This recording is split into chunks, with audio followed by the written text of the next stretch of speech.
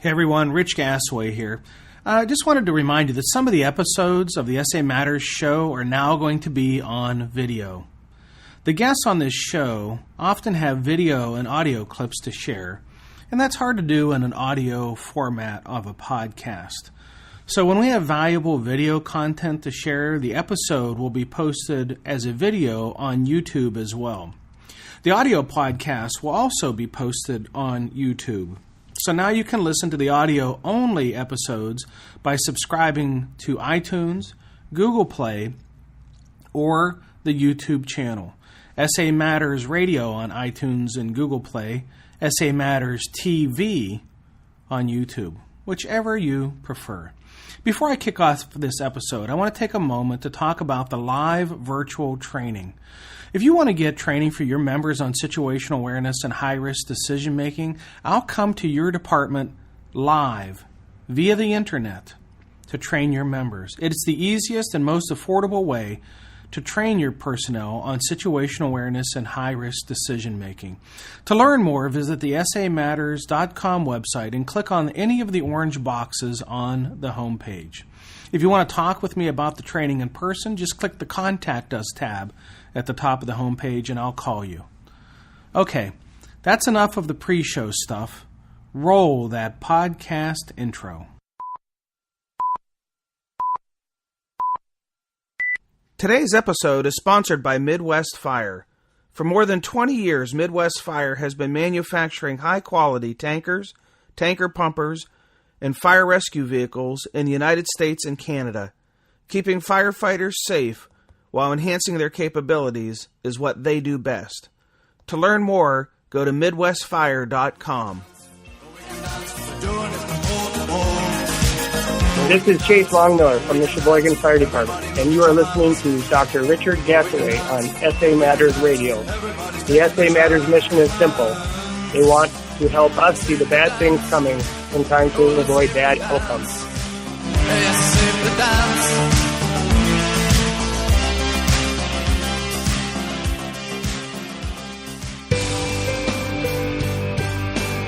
Hey everyone, welcome to the 202nd episode of the Situational Awareness Matters Show. I'm your host, Rich Gasaway.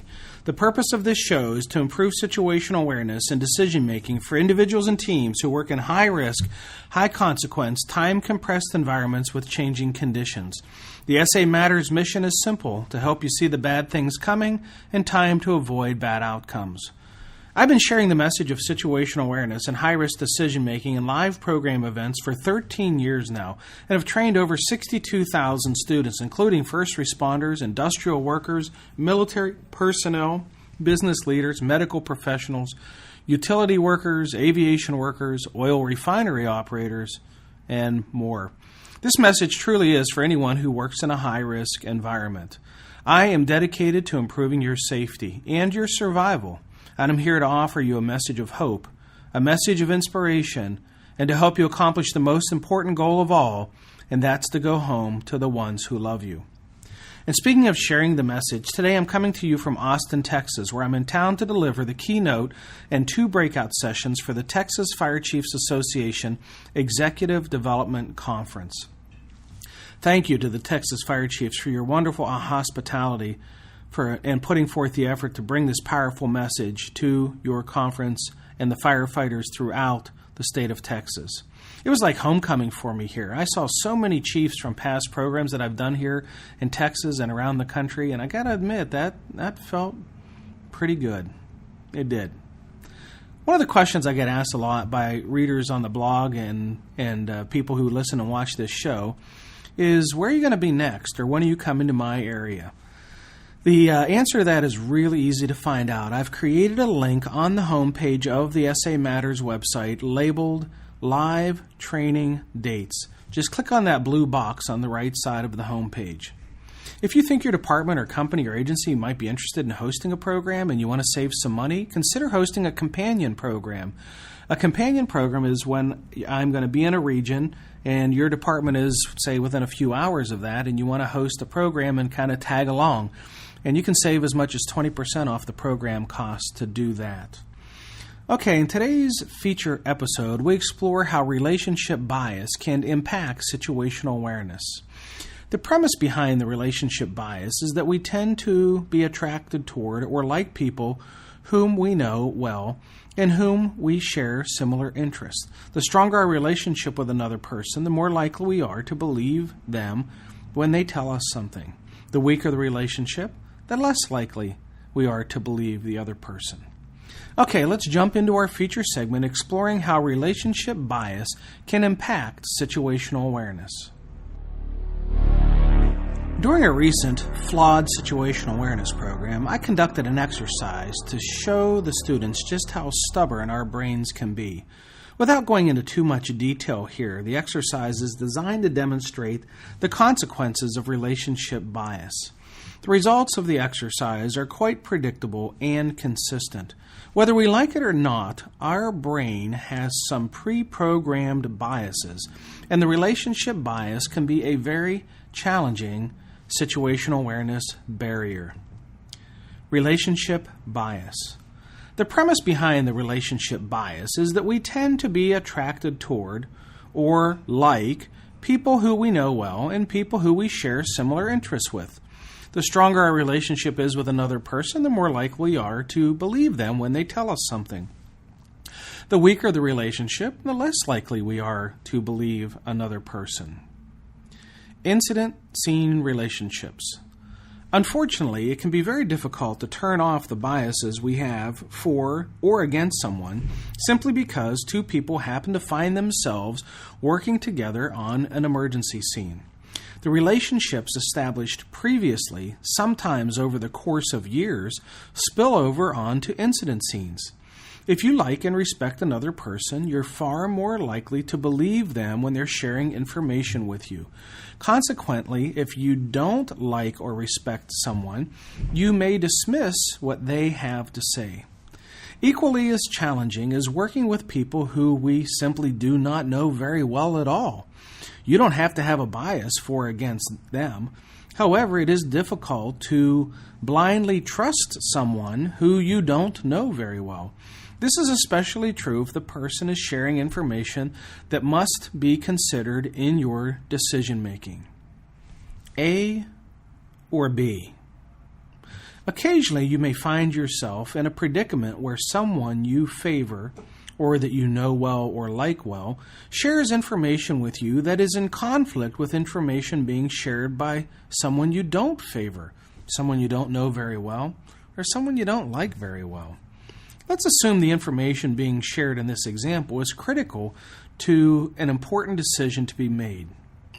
Because the information being shared is in conflict, the decision maker may choose between one or the other, person A or person B. Under rapidly changing conditions and time compression, there may not be time to sort it all out. The relationship bias inserts itself into the decision making, and the decision maker may likely default and accept the information from the person who is well known and well liked over the one who is not. The problem is the relationship may have little to do with the accuracy of the information. The person who is well known and or well liked can lead the decision maker astray with bad information. Not on purpose, of course. Likewise, the decision maker can dismiss the accurate information being shared by a person who is not well known or not well liked. Again, not on purpose. Biases can be very hard to overcome because many times we don't realize we are being biased. Sometimes the best we can do is be aware of the potential for a bias to exist and then consciously work to overcome it and not to be influenced by it. When faced with conflicting information from two people, you may decide which information you are going to believe. Ask yourself if you are favoring the information of one person over another because you favor that person. If time permits, and it doesn't always, you can seek clarification from those providing the conflicting information. Sharing the information that is in conflict with each of those individuals can allow them to seek the clarification or confirm the information, and that may be enough to resolve the issue. You can also, again if time permits, ask someone else to confirm or refute the conflicting information. Passing this task to someone else assumes there is someone available to do that for you, and knowing at times there won't be. If someone else is available, there is a chance that they may not share the same relationship with others that you do and may not be gripped by the same relational biases that you are. You can also, again, once if time permits, search for additional information on your own that confirms or refutes the conflicting information. This may be as simple as assessing the incident scene with your own eyes or calling a third person on the radio and asking them for an assessment of the conditions. Okay, what I'd like to do now is share a near-miss report from the near-miss reporting system. This report is titled Sliding Glass Door Failure Drives Firefighters Off a Balcony and was published on February 3rd, 2018. So here is the story as provided by the person who reported this to the near-miss system.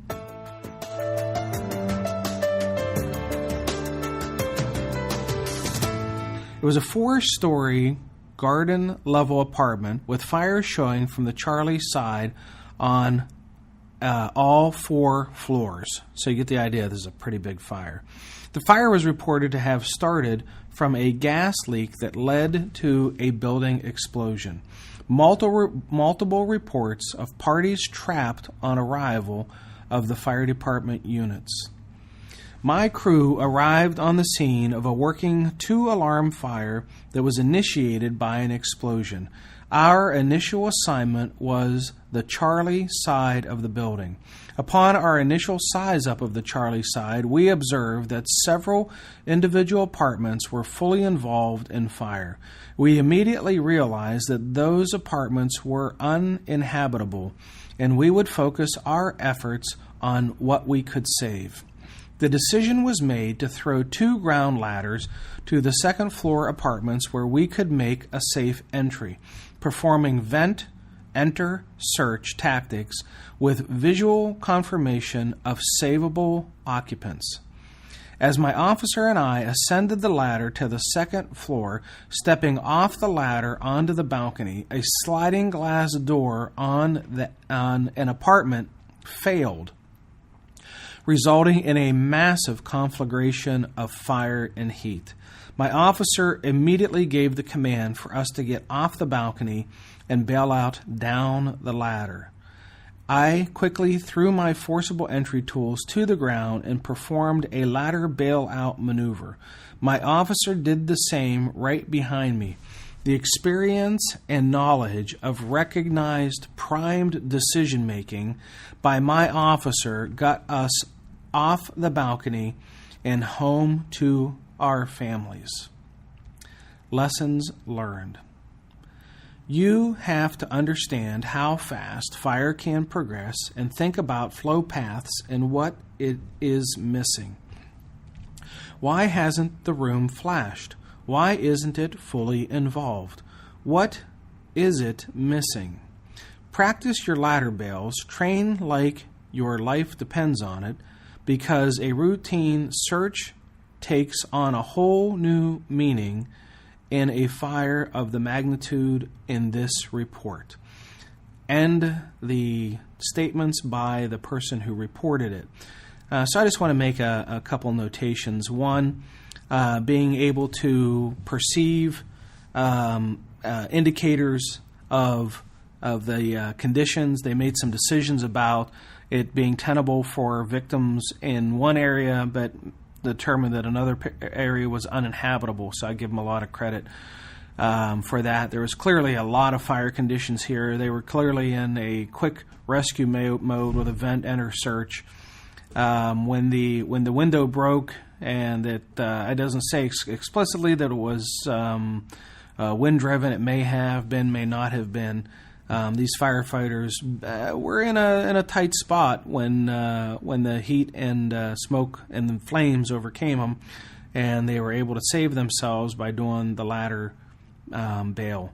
This firefighter gave credit to his officers' wisdom and knowledge and recognition prime decision-making, something that I speak about in the situational awareness programs, making a connection between recognition prime decisions and situational awareness. So good on him. He's clearly a student of the fire service and has done some of his back work and some of his research. So I thank him for making that report. I have a favor of you, the listeners of this show and the viewers of this show. The primary reason that I created this show was to provide a platform for those who have experienced near-miss events.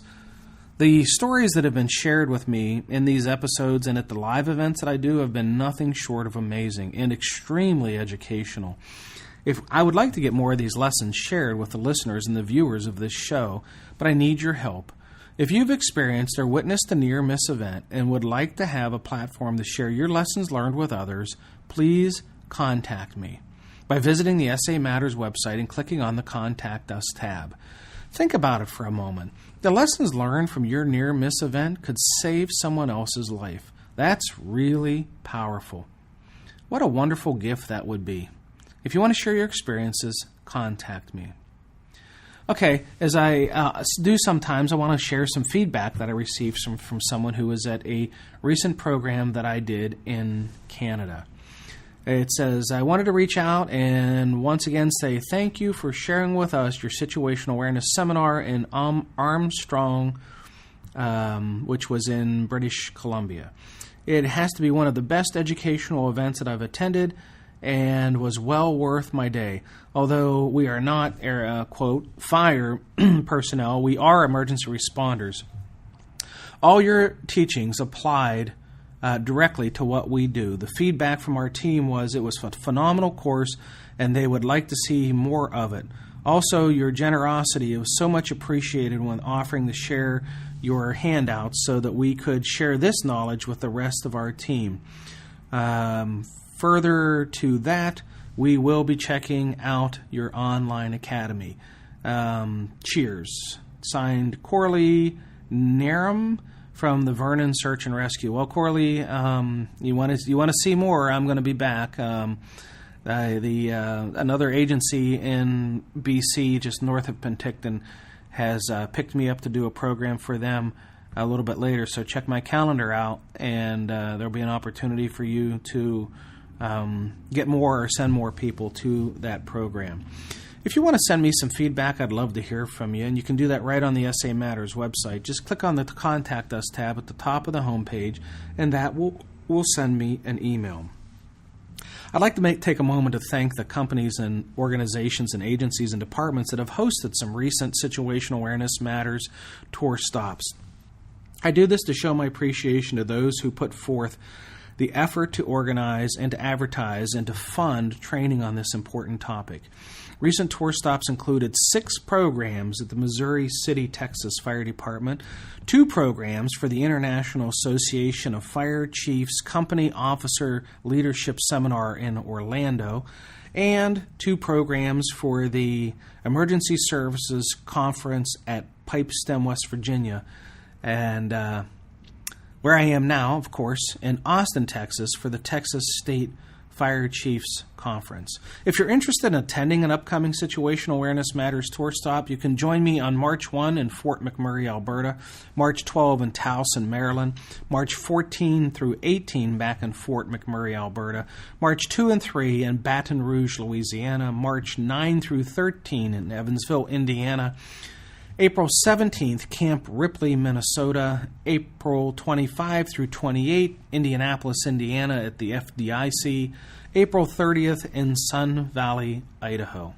If you want to see all the locations of the upcoming Situational Awareness Matters tour stops, just head over to the SA Matters website and click on that blue box on the right side labeled Live Training Dates. Just remember that the dates are always changing, so check back often. If you're interested in hosting a Situational Awareness Matters program, click the Contact Us tab and get a hold of me.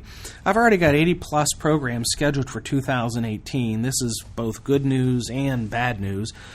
The good news is these programs are going to reach more than 10,000 students. The bad news is I'm running out of dates for 2018. And this is causing me to push some of the scheduling into 2019 sooner than expected. What's that mean for you? It means if you want to get your folks trained on this topic in 2018, now's the time to reach out to me. If you're waiting for 2019, now's the time to reach out to me. So if your department or company or agency or regional, state, or national conference might be interested in hosting a program, just go to the Contact Us tab on the SA Matters website. I've got great staff. They'll make the entire process easy for you, I promise. The last time I was delivering programs in southwest Minnesota, I stopped to visit the sponsor of this podcast show, Midwest Fire.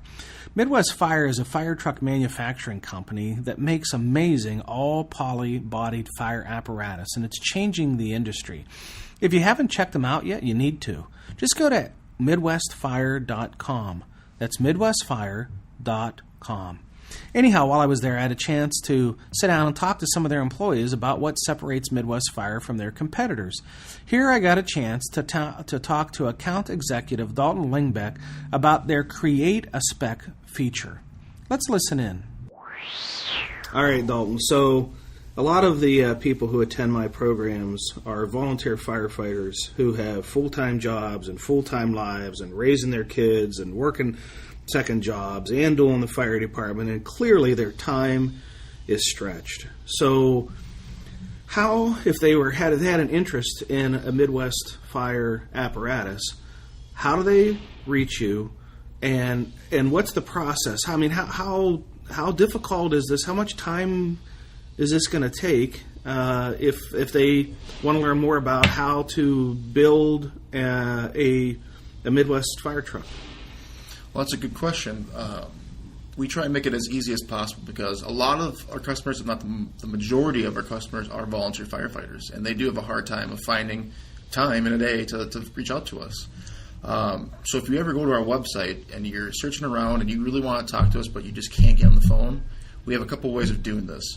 The first part is we actually have a call request button where you can go on there, you can click on it, you can tell us when and what number to call you on at the best time. That's really easy for us to reach out at the moment you want us to, when you're best available. The second thing is we do a Create a Spec. So on our website, you can actually click a button that's called Create a Spec, and you can build the truck that you are trying to spec out. And what that does, it doesn't give you the full truck, it doesn't give you a price, but it sends us a specification in-house. So what we can do with that is we can have your information to call you with, but before that, we have a spec in hand. We can make notes. We can start developing some ideas. So when we call you, it's an efficient call. It doesn't take up a lot of your time, and it's at the right moment. And this Create a Spec, is there like drop-down options? Like, you know, I'm guessing like when I purchased fire trucks, sometimes I didn't even know what I wanted, and sometimes I didn't even know the options of what were available. So is this kind of talk me through, you know, the different decisions that need to be made in developing a spec? Because I would guess that there are people out there that would be scratching their head saying, I'm not really sure that I know what I need or want. So how interactive is this in walking you through this? Well, it's a page-by-page process. So we kind of start out with the size of your truck, and we go on to different options. We try to make it as simple as possible for you to get the point across. Basically what it does is, like it says, a page-by-page process. You choose your options. We lead you in a direction that you need to go. So it's not one big page of just a bunch of stuff that you need to choose. Okay. But there are options listed there to be able to choose from. Yeah, but you're not writing anything out. There are comment boxes where you can write little comments if you need to, but we give you the options, little drop-down, little check boxes. Are you, on this Create a Spec, are you getting as specific as to say, I want this first compartment to be so many inches wide by so many inches tall by so many inches deep? Are they getting that in depth in the Create a Spec, or is it something that's just a little simpler that allows them to do kind of like a high level description of what they want in a truck? It's a little simpler. It's more of a high level idea. When it comes to compartment sizes, that's more for engineering to figure out. But you can, like I said, in the comment boxes, there are sections where you can say, you know, I want high side compartments, I want full height compartments on this side. There's a lot of options for you to choose that. Okay, so they go to MidwestFire.com, and then on there is a Create a Spec tab or link. Yep, you'll see one on the top right corner, and if you scroll down the main page, you'll see one underneath our video. There's plenty of options for you to find it. It's just here to catch your eye, and when you see some trucks on our website that you like, feel free to fill one out. Yep, there you go. Go to MidwestFire.com, check out Create a Spec, and see how easy it is to build a truck, and then have a follow-up consultation about your needs. Thank you to Midwest Fire President Sarah Atchison and all your amazing staff for your awesome commitment to improving the safety of first responders. I really appreciate your support of my mission. Hey, if you're not a member yet of the SA Matters community of learners, you might want to consider getting involved. There are over 50,000 people connected here with me through our newsletter, our Facebook page, the Twitter feed, and LinkedIn, sharing ideas about how to improve situational awareness and how to make better decisions under stress, how to improve the skills of critical thinking and resilient problem solving. So let's start with the newsletter. The newsletter is completely free. The newsletter will come to you once a month via an email. It contains featured content from both the blog and the SA Matters show, and occasionally I'll offer some special discounts on books and videos exclusively for the newsletter subscribers. The newsletter is truly the best way for us to stay in contact with each other, and there are two ways that you can subscribe to the newsletter. First, if you have a smartphone, text SA Matters to 22828. That's the letter S as in Sam, the letter A as in Adam, SA Matters, all one word, all pushed together, SA Matters, to 22828. Be sure to watch your spell checker because sometimes it wants to change the word SA Matters to something else. If you do it right, you get a text message back asking you to enter your email address. Once you do that, you'll be signed up for the newsletter. Now, I know there are some people out there that still have flip phones and don't have smartphones with texting capability. I'm not judging, I just know there are. In that case, you can swing by the SA Matters website and click on the red box on the right side of the homepage. It says free membership. If you want to get connected with me on Twitter, just follow @Rich Gasaway on Twitter. If you want to get connected with me on LinkedIn, search for Rich Gasaway on LinkedIn. If you want to watch the videos, including the video portion of this show when there is a video, you can subscribe to the SA Matters TV YouTube channel. That's SA Matters TV, all one word, on YouTube. If you want to get connected with me on Facebook, you can like the SA Matters page on Facebook. Okay, finally, the SA Matters show and SA Matters TV YouTube channel have enjoyed over 700,000 downloads and views. This show is the longest running, fastest growing, safety focused show on the internet. If you know a company that might want to advertise their products or services on this show, ask them to contact me through the SA Matters website. Well, that's it. Episode 202 is complete. Thank you to our awesome sponsor, Midwest Fire. Thank you to all the companies and agencies that have hosted live training events. Thank you to all those organizations that have hosted the live virtual training events. Thank you to the more than 1,500 students and graduates of the SA Matters Online Academy. And most importantly, thank you, the audience of this show, for sharing some of your valuable time with me today. I really appreciate your support of the SA Matters mission. Be safe out there, and may the peace of the Lord and strong situational awareness be with you always. You've been listening to the Situational Awareness Matters radio show with Dr. Richard B. Gasaway. If you are interested in learning more about situational awareness, human factors, and decision-making under stress, visit samatters.com. If you are interested in booking Dr. Gasaway for an upcoming event, visit his personal website at richgasaway.com.